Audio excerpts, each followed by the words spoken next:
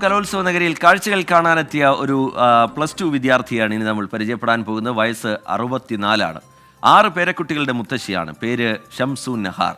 സ്മിത ഹരിദാസ് തയ്യാറാക്കിയ റിപ്പോർട്ടിലേക്ക്.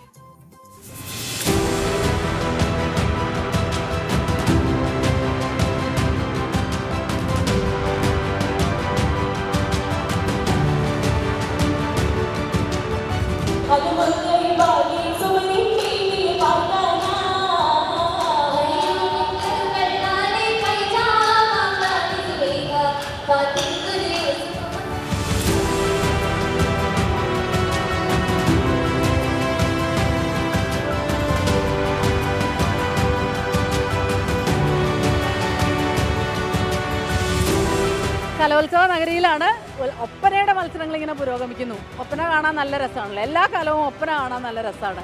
മത്സരാർത്ഥികളുടെ കളികൾ കാണുക എന്നുള്ളത് മാത്രമല്ല നമ്മുടെ ഉദ്ദേശം. ഇടയ്ക്ക് ഇങ്ങനെ ഒരുപാട് മത്സരാർത്ഥികളുടെ വിശേഷങ്ങൾ അറിയാൻ പറ്റാറുണ്ട്. അവർക്കൊപ്പം വരുന്നവരുടെ വിശേഷങ്ങൾ, അവരെ ടീച്ചേഴ്സ് പഠിപ്പിക്കുന്നത്, അങ്ങനെ വ്യത്യസ്തരായ മനുഷ്യരെ കാണാം. അതിനുവേണ്ടി ഒന്ന് ഇറങ്ങിയതാ, തിരക്കൊഴിഞ്ഞപ്പോൾ ഒന്ന് ഇറങ്ങിയതാ. നമുക്ക് നോക്കാം ഇവിടെ കാണാൻ വന്നിരിക്കുന്നവരുണ്ട്. ഏതായാലും ഇവിടെ കുറച്ച് ഒപ്പന ടീംസ് തന്നെ ഇരിപ്പുണ്ട്. ഏതായാലും അവരെ തന്നെ ഒന്ന് പിടിക്കാം. നല്ല വർത്താനാണ്. ഒപ്പന കഴിഞ്ഞ മണവാട്ടിയുടെ പേര് മാളവിക എന്നാണോ മണവാട്ടിയുടെ പേര്? എൻ്റെ മോളുടെ പേരും മാളവിക എന്നാണ്. നിങ്ങൾ ഏത്? ലിറ്റിൽ ഫ്ലവർ ഇടവ. ഇത് ആരാ നിങ്ങളെ പഠിപ്പിച്ച ഇത്താലോണോ? ഞാൻ കാണാൻ വന്നതാണ്. എൻ്റെ പേര് ഷംസു എന്ന്. ഷംസു. ഇത്തപ്പോൾ എല്ലാ വർഷവും ഇങ്ങനെ കളി കാണാറുണ്ടോ? ഇല്ല, എനിക്ക് കാണാൻ ഭയങ്കര ഇഷ്ടമാണ്, കളിക്കാനും ഇഷ്ടമാണ്. പക്ഷേ ആ പ്രായമൊക്കെ കഴിഞ്ഞു പോയില്ലേ. എവിടെ പ്രായമൊന്നും ഒരിക്കലും കഴിയില്ലല്ലോ, ഒരു കാലത്തും കഴിയില്ല. കണ്ട് ആസ്വദിക്കാൻ ഭയങ്കര ഇഷ്ടമാണ്. അടിപൊളി. എനിക്കും അതെ, നല്ല രസമല്ല ഒരു വൈബ്. ഞാൻ വരണ വഴിക്ക് നിർമ്മലാഭവനി കയറി ഓട്ടം തുള്ളൽ കണ്ടു. അത് കഴിഞ്ഞിട്ട് ഇവിടെ വന്നു. ഇനിയിപ്പോൾ ഒന്ന് ടാഗോർ തിയേറ്ററിലൊക്കെ പോയി, പിന്നെ മണക്കാട് സ്കൂളുണ്ട്, അവിടെയൊക്കെ ഒന്ന് പോയി.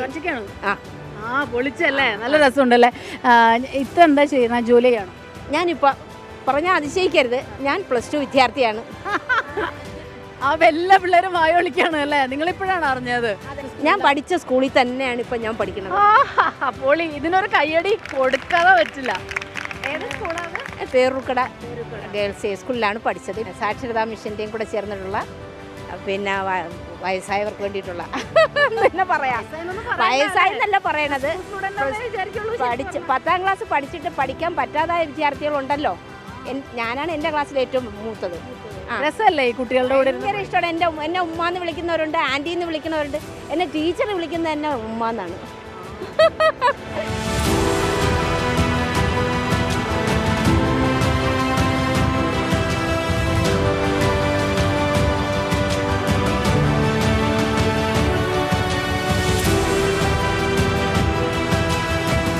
നമ്മള് അവിടത്തെ സ്കൂളിൽ ചെന്നപ്പോഴേ ആ ഒരു ഫീലിംഗ് എന്താ? നമ്മൾ പണ്ട് പഠിച്ച സ്കൂളാണല്ലോ. എനിക്ക് എൻ്റെ പിറമൊക്കെ ഇങ്ങനെ രോമാഞ്ചം കൊള്ളുമെന്ന് പറഞ്ഞില്ലേ, അങ്ങനെയല്ല. എനിക്ക് കരഞ്ഞാൽ കൊള്ളാം, പിന്നെ എനിക്കറിയില്ല, എനിക്ക് എന്ന് വെച്ചാൽ കരഞ്ഞാൽ കൊള്ളാമെന്നുണ്ട്. എൻ്റെ പിറമൊക്കെ അങ്ങ് പെരുത്തിട്ട് അതേ സ്കൂള്, പക്ഷേ ക്ലാസ് മുറി മാത്രം പഴയ വ്യത്യാസം. പണ്ട് ഞങ്ങളത് ഓടിട്ടതായിരുന്നു. ഇപ്പം ശരിക്കും പിന്നെ ടെറസൊക്കെ ആക്കി ഫാനൊക്കെ ഉണ്ട്. അപ്പോൾ ആ ഒരു വ്യത്യാസം ഉണ്ട്. പക്ഷേ അന്ന് ഞങ്ങൾക്ക് അവിടെ ഒരു ഓല ഷെഡും ഉണ്ടായിരുന്നു കേട്ടോ. പക്ഷേ അതിലിരുന്ന് പഠിക്കാനായിരുന്നു സുഖം. എൻ്റെ ടീച്ചേഴ്സാണ് എനിക്ക് കൂടുതലും വൈവായിട്ടുള്ളത്. പിന്നെ അത് കഴിഞ്ഞിട്ട് ഇപ്പോൾ പിള്ളേരുണ്ട്. കുട്ടികളെന്ന് വെച്ചാൽ ഞാൻ എല്ലാവരെയും മക്കളെ അങ്ങ് വിളിക്കും. പക്ഷേ എൻ്റെ മക്കളെക്കാളും കൊച്ചുമക്കളെ പ്രായമുള്ള കുട്ടികളും ഉണ്ട്, അതിനേക്കാളും ഇളയതുണ്ട്. എൻ്റെ കൊച്ചുമോക്ക് 28 വയസ്സുണ്ട്. ഇപ്പോൾ പഠിക്കാൻ ബുദ്ധിമുട്ട് തോന്നാറില്ല. ക്ലാസ്സിൽ പഠിപ്പിക്കും മുമ്പ് ഞാൻ എന്ത് ചെയ്യുന്നറിയോ, ഗൂഗിളിൽ ഇപ്പോൾ ക്ലാസ്സുകളുണ്ട്. ഓക്കെ, ആ ക്ലാസ്സുകൾ വായിച്ചിട്ട് ഞാൻ ബുക്കിൽ വരച്ചിടും. അപ്പോഴത്തേക്കും ഇന്നാളൊരു സാറ് ചോദിച്ചു, ഇത് അത്രയും ഞാൻ പഠിപ്പിച്ചതാണ്, കംപ്ലീറ്റ് വരച്ചിട്ടൊക്കെയല്ലേ? ഞാൻ പറഞ്ഞില്ല സാറേ, എൻ്റെ ഒരു ചെറിയ മണ്ടത്തരമാണ്. +2 പഠിച്ച അതൊരു രസം, അത് പാസ്സായി. അതിൽ നിർത്താനാണോ? ഇല്ല നിർത്തൂല. ഞാൻ അങ്ങ് പോകണവരെ മക്കളും സപ്പോർട്ടാണ്. കൊച്ചുമക്കൾ എന്നെ ഉമ്മിഞ്ഞാന്നാണ് വിളിക്കുന്നത്. അപ്പോൾ അവർ പറയും ഉമ്മിഞ്ഞ പരീക്ഷയാണ്. എത്ര പേരെ കുട്ടികളാണ്? എനിക്ക് 6 പേര്, 3 ആണും 3 പെണ്ണും. എൻ്റെ പേര് ഷംസു നഹാർ. ഞാൻ പിന്നെ പോരാതെ ഞാനൊരിപ്പോൾ ഒരു സംരംഭകയാണ്. അതെന്താ ചെയ്യുന്നത്? ഞാൻ ഹണിയുടെ ബിസിനസ് ഉണ്ട്. എനിക്കൊരു മാസം ഒരു 100 കിലോ ഹണിയൊക്കെ ചെയ്യുന്നുണ്ട്.